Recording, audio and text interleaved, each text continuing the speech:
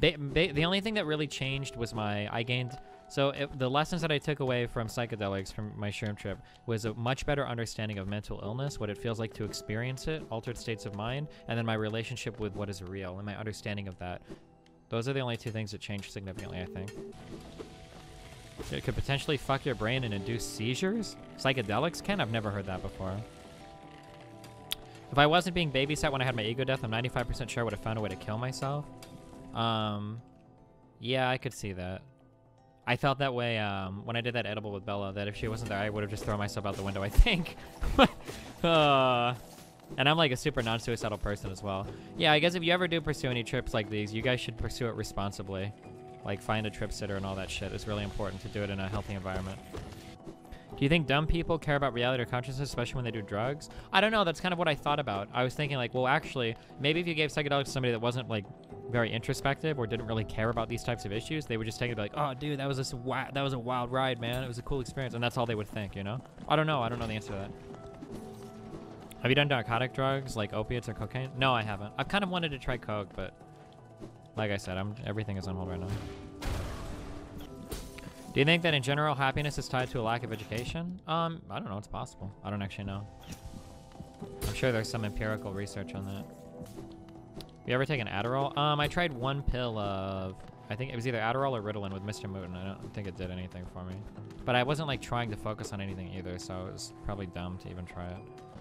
In hindsight, was ego death worth it? Would you have been better off being oblivious? It's really hard for me to say, and it really depends on the type of person you are. I mean, if I didn't have the mental processes I do now, I mean, I could see it being that way.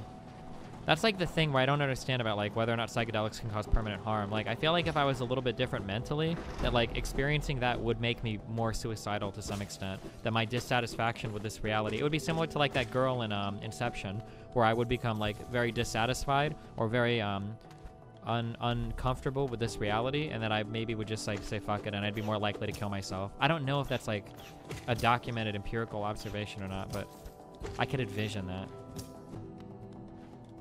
Psilocybin is not like a video game. Anytime you engage with literal mind-altering foreign substances, you take risk. You don't just pop the cartridge in and out. You can't even take things to help you fall asleep without risk.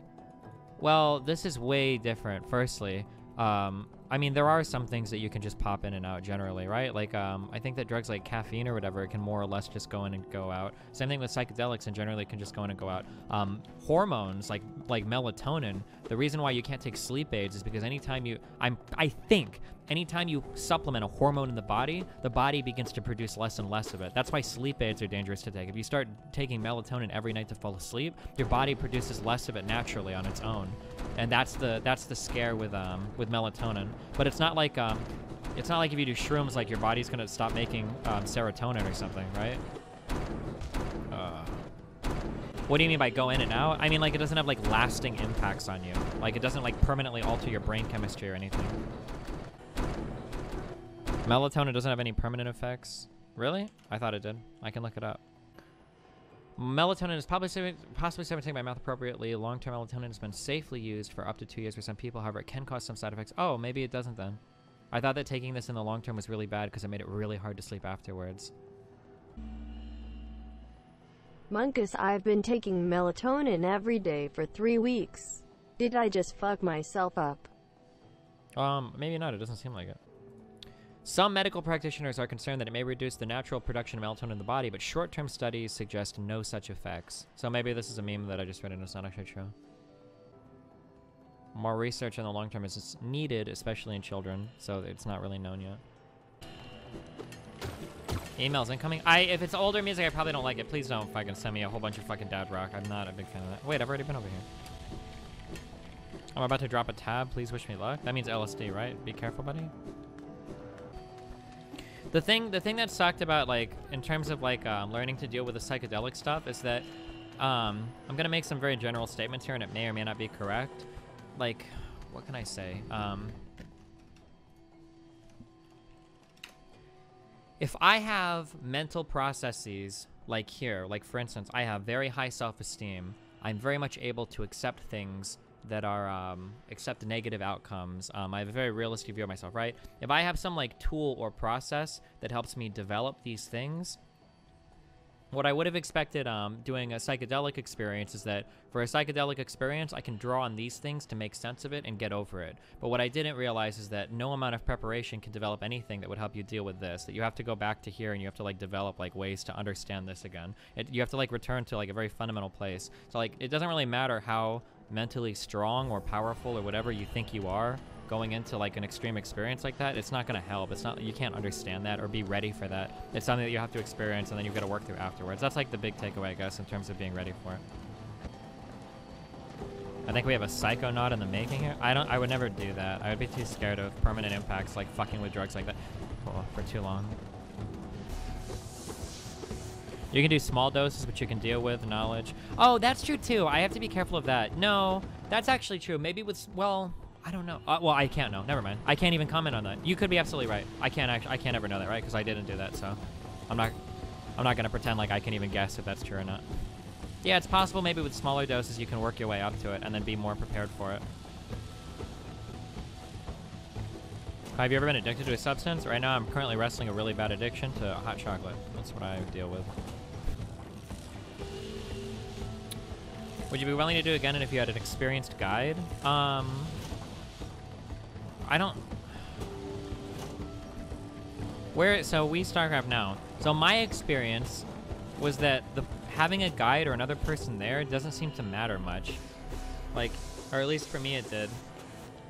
Do you think that changes, or only on extreme amounts it doesn't matter, or what? Because my ability to interpret any reality related to that guide is completely fucking destroyed while my mind is in another state. So I can't like get anything good or meaningful from that guide. Oh, we StarCraft now. Yeah, that's true, maybe, yeah. You can't really prepare for an ego death, but if you're aware of what everything else feels like, it makes the ego death easier to, like, focus in on. If a day were to come where you're going to kill yourself and no longer found enjoyment in this reality, would you go full on into shrooms and other drugs before attempting suicide? That's really hard for me to answer, because, like, in my current state of mind, I could never imagine being suicidal. Oh, holy shit. Hold on, apparently my sister's here. 1 second, I'll be back. Alright, sorry.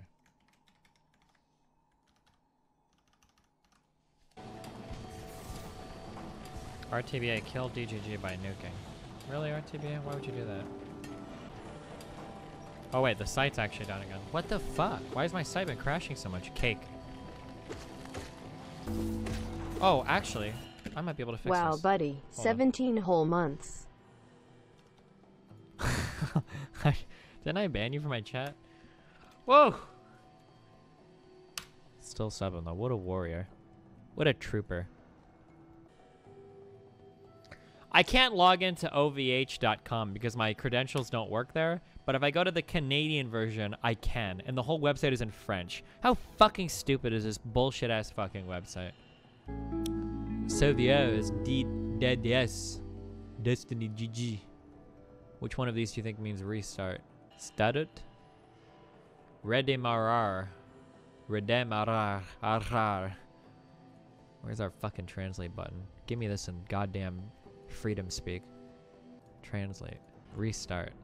Are you sure you want to restart? Validate. Yeah. Alright, hopefully that fixes it. Give it a few minutes to come back. Poor Twitch chat has to deal with all the refugees now. Gotta build a wall, keep them out.